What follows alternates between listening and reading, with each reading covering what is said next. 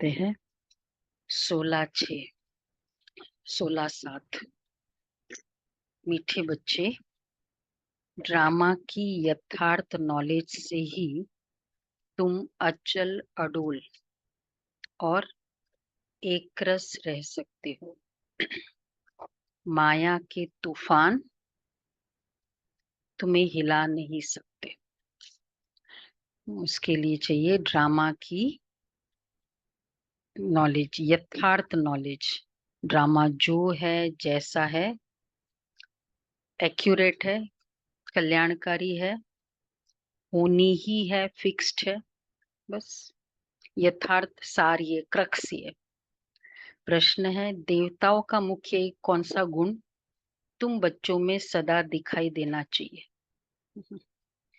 देवताओं में ऐसा कौन सा एक मुख्य गुण है जो तुम बच्चों में दिखाई देना चाहिए?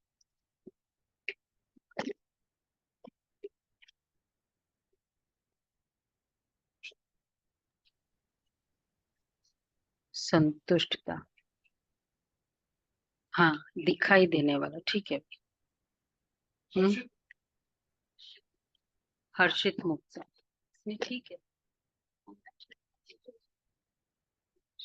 कौन सा अच्छा लगता है? वही चेहरा अच्छा लगता है ना। देवताओं को सदा मुस्कुराते हुए हर्षित दिखाते हैं। ऐसे तुम बच्चों को भी सदा हर्षित रहना है।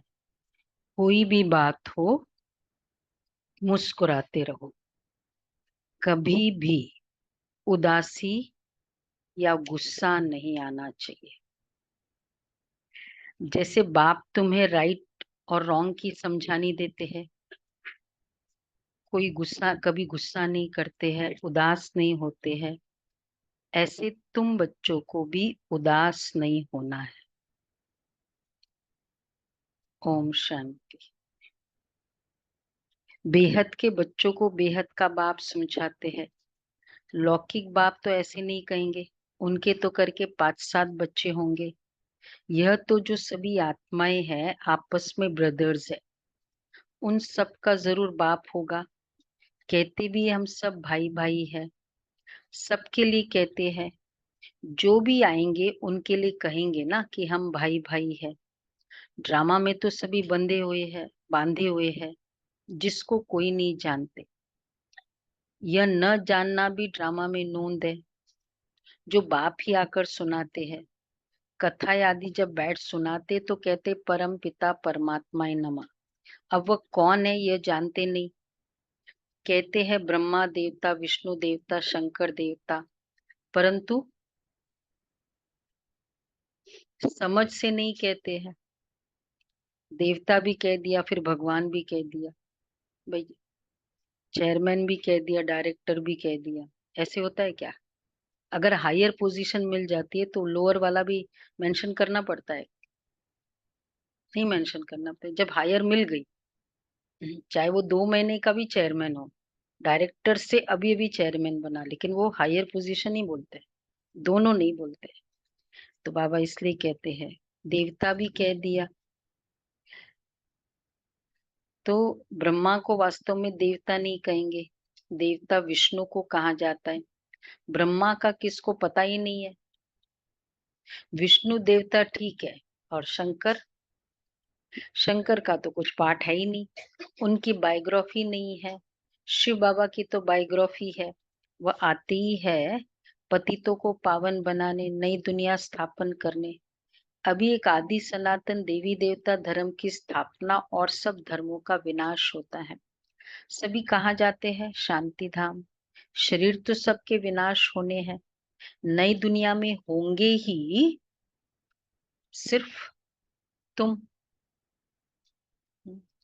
अगर एक घर में सभी ज्ञानी है, सभी बाबा के बच्चे हैं, सभी धारणा मूर्त है, वो घर कैसा लगता है? आइडियल लगता है ना। तो नई दुनिया में होंगे ही सिर्फ हम, सब लाइक माइंडेडनेस। तो वैसे ही स्वर्ग हो गया। तो कोई आता भी है ना ऐसे घर में, तो कहते स्वर्ग है। तो बाबा कहते नई दुनिया में होंगे ही सिर्फ तुम। शरीर तो सबके तो सबके नाम तो ले नहीं, सॉरी, शरीर तो सबके विनाश होने हैं। नई दुनिया में सिर्फ तुम ही होंगे, जो भी मुख्य धर्म है उनको तुम जानते हो। अच्छा, सबके तो नाम ले नहीं सकेंगे, छोटी छोटी टाल टालियां तो बहुत है। पहले पहले है डिटिज्म, फिर इस्लामी। ये बातें सिवाय तुम बच्चे के और कोई की बुद्धि में नहीं है। अभी वह आदि सनातन देवी देवता धर्म प्राय लोप है। इसलिए बनियन ट्री का मिसाल देते हैं। सारा झाड़ खड़ा है, फाउंडेशन है नहीं। सबसे बड़ी आयु ट्रीज में बनियन ट्री की होती है, तो इसमें सबसे बड़ी आयु है। तो जो बनियन ट्री किसका मिसाल है धर्मों में? बनियन ट्री किसका मिसाल है धर्मों के कनेक्शन में? मतलब पूरा मनुष्य सृष्टि रूपी झाड़ नहीं है बनियन ट्री। देवी देवता धर्म जिसका थूर नहीं दिखाई दे, सारा झाड़ खड़ा है, फाउंडेशन है नहीं। तो अभी वह आदि सनातन देवी देवता धर्म प्राय लोप है। इसलिए बनियन ट्री का मिसाल देते हैं। हम्म। बरगद बरगद मरगद ना, बनियन ट्री। तो सबसे बड़ी आयु होती है। वह जब प्राय लोप हो तब बाप आकर कहे कि अभी एक धर्म की स्थापना और अनेक धर्मों का विनाश होना है। इसलिए त्रिमूर्ति भी बनाया है, परंतु अर्थ नहीं समझते। तुम बच्चे जानते हो कि ऊंचते ऊंच भगवान है, फिर ब्रह्मा विष्णु शंकर, फिर सृष्टि पर आते हैं। तो देवी देवताओं के सिवाय और कोई धर्म है नहीं। भक्ति मार्ग की भी ड्रामा में नोंद है। अच्छा, पहले शिव की भक्ति करते हैं, फिर देवताओं की। भारत की बात होती है, भारत की तो बात है। बाकी तो समझते हैं हमारा धर्म मठ पंथ कब स्थापन होता है। जैसे आर्य लोग कहते हैं हम बहुत पुराने हैं। वास्तव में सबसे पुराना तो है ही आदि सनातन देवी देवता धर्म। तुम जब झाड़ पर समझाते हो तो खुद भी समझ लेंगे कि हमारा धर्म फलाने समय पर आएगा। जो बहुत रिलीजियस कॉन्शियस होते हैं ना, ऐसे को झाड़ का चित्र अच्छी तरह से समझाना चाहिए। तो उनको लगता नहीं कि हम कोई, मतलब इनको अपनी बात बताते हैं, इतना पुराना प्राचीन हमारा धर्म है, इतने समय से मानते आ रहे हैं, ये तो कुछ बताते नहीं है। तो वो अच्छी तरह से समझाओ। सबका जो आदि अनादि अविनाशी पाठ मिला हुआ है सो बजाना है। इसमें कोई का दोष व भूल नहीं कह सकते, ये तो सिर्फ समझाया जाता है। पापात्मा क्यों बने हैं? अच्छा, मनुष्य कहेंगे हम बेहद के बाप के सब बच्चे हैं। फिर सब ब्रदर्स सतयुग में क्यों नहीं, सॉरी, सतयुग में सब ब्रदर्स क्यों नहीं है? बेहद के बाप के बच्चे हैं, परंतु ड्रामा में पार्ट ही नहीं है। देखो, ये भी क्वेश्चन कर सकते हैं ना। जब हमारा पिता एक ही है तो आपको मिला और मुझे क्यों नहीं मिला फिर? उसका तो अधिकार सब, उसका तो हर प्रॉपर्टी पर सबका अधिकार होता है। अलग अलग वे से डिवीजन होते हैं ना। एक होता है कि जितनी भी प्रॉपर्टी उसमें तीनों का हक हो। एक होता है ये प्रॉपर्टी आपकी, ये प्रॉपर्टी आपकी, ये वाली आपकी। तो बाबा ने कौन सा डिवीजन किया? सत्युग त्रेता तुम्हारा। तो फिर तो बाबा, तो परंतु ड्रामा में पार्ट ही नहीं है। यही क्वेश्चन था, सब फिर सब ब्रदर सत्युग में क्यों नहीं है? ये अनादि ड्रामा बना हुआ है, इसमें निश्चय रखो। और कोई बात बोलो ही नहीं। चक्र भी दिखाया है कैसे ये फिरता है, कल्प वृक्ष का भी चित्र है, परंतु ये कोई जानते ही नहीं कि इनकी आयु कितनी है। बाप कोई की निंदा ही नहीं करते। यह तो समझाया जाता है, तुमको भी समझाते हैं। तुम कितने पावन थे, अभी पतित बने हो तो पुकारते हो, हे पतित पावन आओ। पहले तो तुम सबको पावन बनना है, फिर नंबरवार पाठ बजाने आना ही है। आत्माएं सब ऊपर में रहती है, बाप भी ऊपर में रहते हैं। फिर उनको बुलाते हैं कि आओ। तो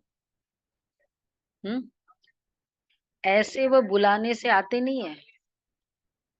आपको भी एक बार कॉल कर दिया, बड़ी भाई आओ। पता है बहुत कॉल आ गए, अब जाना पड़ेगा। नहीं। लेकिन भगवान ऐसा नहीं ना, सब इतने बुलाए। हाँ, क्योंकि बहुत पहले रेडी है ना। तो बाबा कहते हैं बाप को भी ऐसे वो बुलाने से आते नहीं है। ऐसे आ जाते तो फिर तो फिर तो ड्रामा ड्रॉपर में ही एंड हो जाता, महाकाल आ गया। तो बाप कहते हैं मेरा भी पार्ट ड्रामा में मेरा भी ड्रामा में पार्ट नूंदा हुआ है। जैसे हद के ड्रामा में भी बड़े बड़े मुख्य एक्टर्स का पार्ट होता है, यह फिर है बेहद का ड्रामा। सब ड्रामा के बंधन में बंधे हुए हैं। इसका मतलब यह नहीं कि धागे में बंधे हुए हो, नहीं। यह बाप समझाते वह है जड़ झाड़। अगर बीज चैतन्य होता तो उसको मालूम होता ना कि कैसे ये कैसे झाड़ बड़ा हो फिर फल देंगे। यह तो है चैतन्य बीज। इस मनुष्य सृष्टि रूपी झाड़ का उसको उल्टा झाड़ कहा जाता है। उल्टा झाड़, बीज ऊपर फैलाव नीचे, इसलिए जो परम धाम का आकार है। बाप तो है ही नॉलेजफुल, उनको सारे झाड़ की नॉलेज है। यह है वही गीता की नॉलेज। ये कोई नई बात नहीं है। यहाँ बाबा कोई श्लोक आदि नहीं उच्चारते। अगर कोई चीज को बहुत लिमिटेड करनी है तो कुछ हाई लैंग्वेज यूज करो, ताकि वो उस पर्टिकुलर कैटेगरी सुन सकती है। तो बाबा सिंपल लैंग्वेज सुनाते, एकदम सिंपल। तो बाबा कहते हैं ये है ही वही गीता की नॉलेज, कोई नई बात नहीं है। इवन दोहे है, चौपाई है, हालांकि है गीता, अ, मतलब हिंदी है, पर श्लोक तो चलो आउट ऑफ क्वेश्चन है, नहीं कोई समझते। हाँ, वो भी कोई नहीं समझ सकते। सिंपल और बात, और हिंदी में भी कॉन्वर्सेशन बाबा की। कोई ऐसा भी नहीं लगता है कि कोई कथा सुना रहे हैं, कॉन्वर्सेशन है। सबसे इजीएस्ट मन कहाँ लग जाता है? गॉसिप में, कॉन्वर्सेशन में। बाबा की मुरली क्या है? कॉन्वर्सेशन। तो इतना सिंपल होकर लोग फिर कहते हैं पता नहीं, हमको तो समझ में नहीं आया, 1 महीना मुरली सुनाई, बोला अभी भी हमको समझ में नहीं है। तो बाबा कहते यहाँ बाबा कोई श्लोक आदि नहीं उच्चारते हैं। बाप समझाते यह है पढ़ाई, इसमें श्लोक आदि की दरकारी नहीं है। उन शास्त्रों की पढ़ाई में कोई एम ऑब्जेक्ट है नहीं। कहते भी है ज्ञान भक्ति वैराग्य, ये पुरानी दुनिया विनाश होती है। सन्यासियों का है हद का वैराग्य, तुम्हारा है बेहद का वैराग्य। शंकराचार्य आते हैं तब वो बैठ सिखलाते घर बार से वैराग्य। वो भी शुरू में शास्त्र नहीं सिखाते, जब बहुत वृद्धि होती जाती है तब शास्त्र बनाने शुरू करते हैं।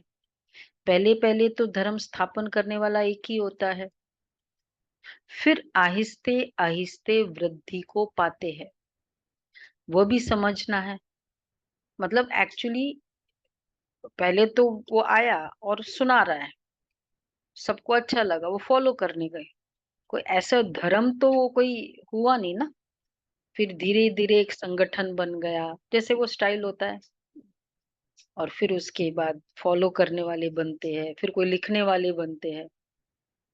उसका भी बुद्धिज्म का भी कौन लिखता था? वो जो जो बुद्धा बोलते थे, कैसे आज हम धम्पद नाम से वो पूरा शास्त्र बना।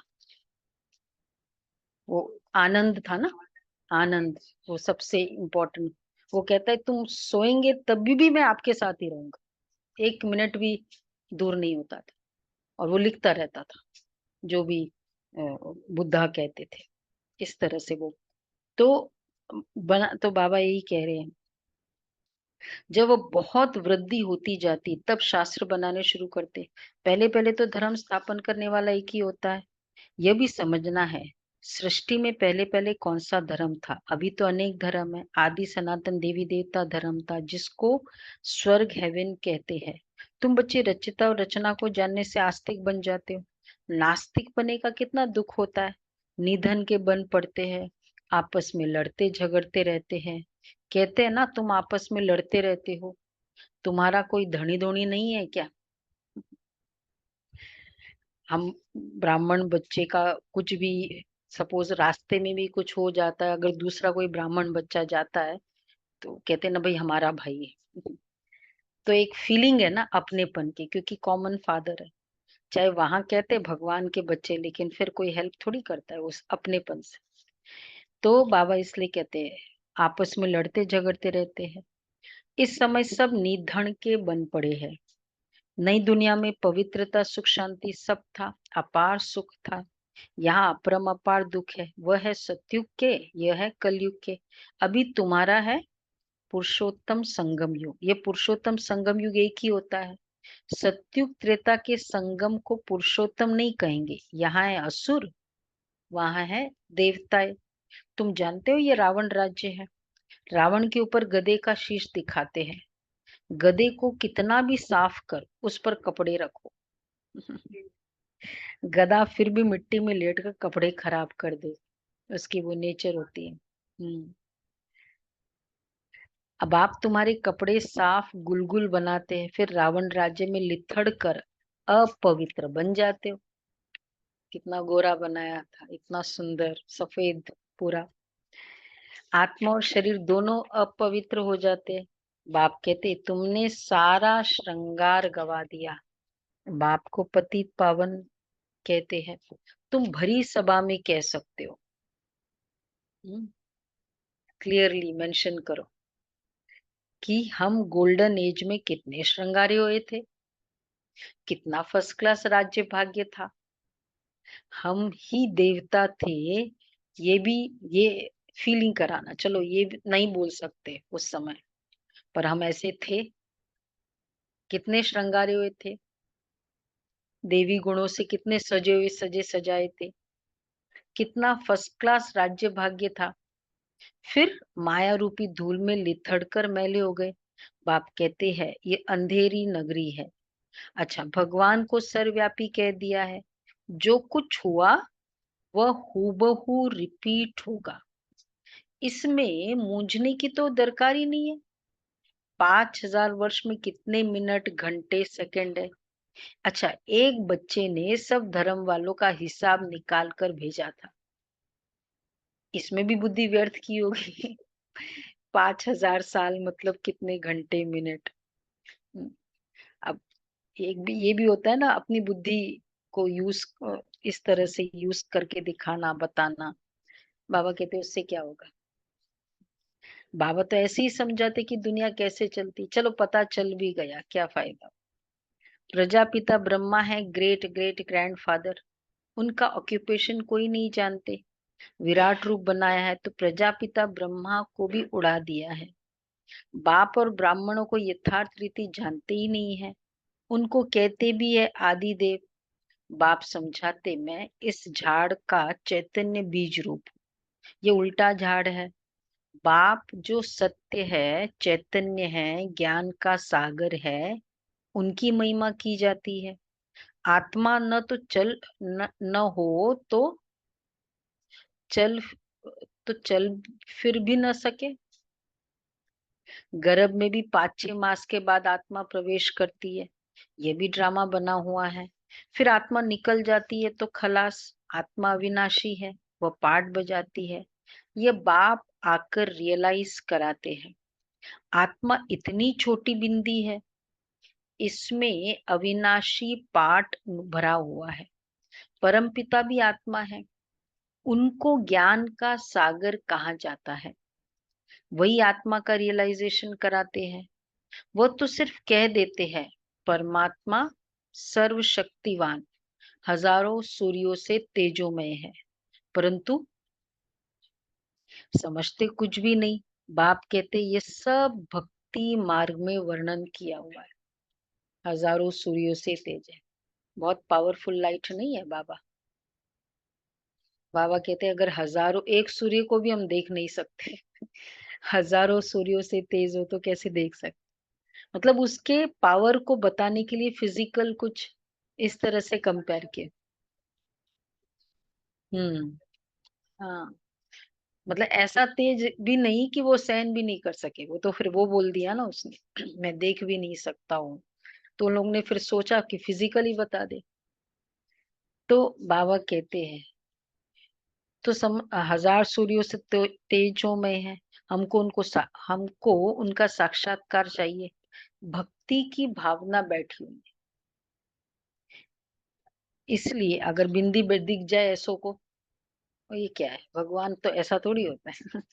एक कोई पिक्चर बनाकर आते हैं ना, फर्स्ट टाइम कोई भी किसी से मिलता है ना, किसी को बोल दो वो ऐसा है, वो ऐसा है, वो ऐसा है, तो पिक्चर कुछ और ही बना के आता है। और देखता है अरे वो तो झाड़ू निकाल रहा है। ब्रह्मा बाबा के लिए कभी देखते थे, ये तो इतना सिंपल है। तो बाबा कहते हैं शुरू शुरू में तुम्हारे पास भी ऐसे बहुत साक्षात्कार करते थे, आंखें लाल हो जाती थी, साक्षात्कार किया, फिर आज वो कहाँ है। वो सभी है भक्ति मार्ग की बातें, तो ये सब बात बाप समझाते हैं। इसमें ग्लानि की कोई बात ही नहीं है। बच्चों को सदैव हर्षित रहना है। ये तो ड्रामा बना हुआ है। मुझे इतनी गालियां देते, अच्छा फिर मैं क्या करता हूँ, कितनी गालियां दे, और वो भी 2500 साल से, और वो भी वन साइडेड, कंटिन्यूस। तो फिर मैं क्या करता हूँ, बाबा पूछ रहे अब मैं क्या करता हूँ। गुस्सा आता है क्या? गुस्सा आता है, समझता हूँ ना, ड्रामा अनुसार ये सब भक्ति मार्ग में फंसे हुए हैं, नाराज होने की बात ही नहीं है। तो बाबा ने संडे की मुरली में क्या कहा? गाली को गुलाब, और कल कहा ग्लानी को, ग्लानी वालों को गले लगाना। हाँ ये। तो बाबा कहते हैं गुस्सा आता है क्या, तो नाराज होने की बात ही नहीं है, ड्रामा ऐसा बना हुआ है, प्यार से समझानी देनी होती है अगर है। मतलब जो भी रॉन्ग बोलता भी है वो उसके अकॉर्डिंग, उसको जो समझ आई उस अनुसार बोल रहा है ना। तो हमको भी कोई रॉन्ग बोलता है तो क्या है, उसने जो मेरे लिए फील किया वही तो बोल रहा है। वो तो नहीं है ना, दैट डजंट मीन कि मैं वैसे हूँ। तो बाबा कहते हैं प्यार से समझानी देनी होती है। बेचारे अज्ञान अंधियारे में पड़े हैं, नहीं समझते हैं तो तरस पड़ता है। सदैव क्या करना है आज, मुस्कुराते रहना चाहिए। यह बेचारे स्वर्ग के द्वारे आ ही नहीं सकेंगे, ये सब शांति धाम में जाने वाले हैं, इसलिए अभी तक बिलीव कर रहे हुए। इतना तुमने समझाया, कार्ड दिया, सब चाहते भी शांति है, तो बाप ही रियल समझाते हैं। अभी तुम जानते हो ये खेल बना हुआ है, ड्रामा में हर एक को पार्ट मिला हुआ है। इसमें बड़ी अचल स्थैर्य बुद्धि चाहिए। जब तक अचल अडोल एकरस अवस्था नहीं, तब तक पुरुषार्थ कैसे करेंगे। कुछ भी हो, भल तूफान आए, परंतु स्थैर्य रहना ही है। माया की तूफान तो ढेर आएंगे और पिछाड़ी तक आएंगे, अवस्था मजबूत चाहिए। यह है गुप्त मेहनत। कई बच्चे पुरुषार्थ कर तूफान को उड़ाते रहते हैं, जितना जो पास होगा उतना उच्च पद पाएगा। राजधानी में पद तो बहुत है ना। सबसे अच्छे चित्र है ये त्रिमूर्ति, गोला और झाड़, ये शुरू के बने हुए हैं। विलायत में सर्विस के लिए भी ये दो चित्र ले जाने हैं। बहुत सेवा हुई थी ना जब ये जापान में ये चित्र लेके गए थे झाड़ की। इन पर ही वह अच्छी रीति समझ सकेंगे। आहिस्ते आहिस्ते बाबा जो चाहते हैं ये चित्र कपड़े पर हो, वह भी बनते जाएंगे। बाबा कहते हैं ना रेगजीन पर हो, चाहे कपड़े हो। फिर बाबा ने कहा ट्रांसलाइट में हो, सब हो गया। तुम समझाएंगे कि ये कैसे स्थापना हो रही है, तुम भी इसको समझेंगे तो अपने धर्म में उच्च पद पाएंगे। क्रिश्चियन धर्म में उच्च पद पाना चाहते हो तो ये अच्छी रीति समझो।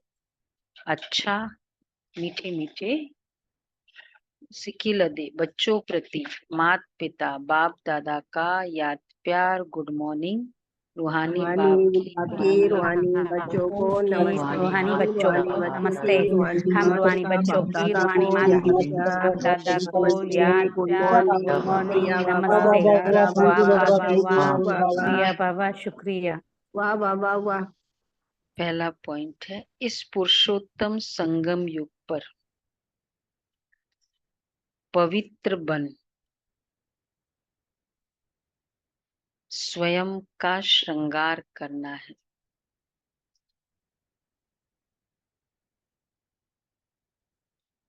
कभी भी माया की धूल में लिथड़ कर श्रृंगार बिगाड़ना नहीं है। दूसरा है, इस ड्रामा को यथार्थ रीति समझकर अपनी अवस्था अचल अडोल स्थैर्यम बनानी है। कभी भी मूंझना नहीं है, सदैव हर्षित रहना है। वरदान है, सोच समझकर हर कर्म करने वाले पश्चाताप से मुक्त ज्ञानी तू आत्मा भव। सोच समझकर हर कर्म करने वाले पश्चाताप से मुक्त ज्ञानी तू आत्मा भव। दुनिया में भी कहते पहले सोचो फिर करो। जो सोच कर नहीं करते करके फिर सोचते हैं तो पश्चाताप का रूप हो जाता है। पीछे सोचना ये पश्चाताप का रूप है और पहले सोचना ये ज्ञानी तू आत्मा का गुण है। द्वापर कलयुग में तो अनेक प्रकार के पश्चाताप ही करते रहे, लेकिन अब संगम पर ऐसा सोच समझकर संकल्प व कर्म करो जो कभी मन में भी एक सेकंड भी पश्चाताप न हो, तब कहेंगे ज्ञानी तू आत्मा। कितना डीप है बाबा का ये। सोच समझ के सोचो समझो करो। तो बाबा ने, और केवल यही नहीं, सोचना वो भी त्रिकालदर्शी होकर सोचना, फिर समझना और फिर करना। तो एक सेकंड भी पश्चाताप हुआ तो मतलब ज्ञानी तो आत्मा नहीं। बहुत बड़ा डिफीट है हमारा। दुनिया में क्या होता है, पहले करते हैं, पहले ये सीक्वेंस है ना, सोच समझना सोचना समझना करना। वहां है पहले करना फिर समझते हैं और फिर पूरे जीवन सोचते रहते हैं। इस स्टाइल से चलता है। स्लोगन है, रहमदिल बन सर्व गुणों और शक्तियों का दान देने वाले ही मास्टर दाता है। रहमदिल बन सर्व गुण और शक्तियों का दान देने वाले ही मास्टर दाता है। अव्यक्त इशारे।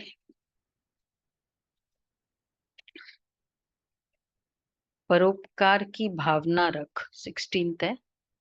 हर आत्मा के गुणों को ही देखो, किसी की कमजोरी व अवगुण को देखते भी अपनी शुभ भावना से सहयोग की कामना से उस आत्मा को भी गुणवान बनाने की शक्ति का दान करो।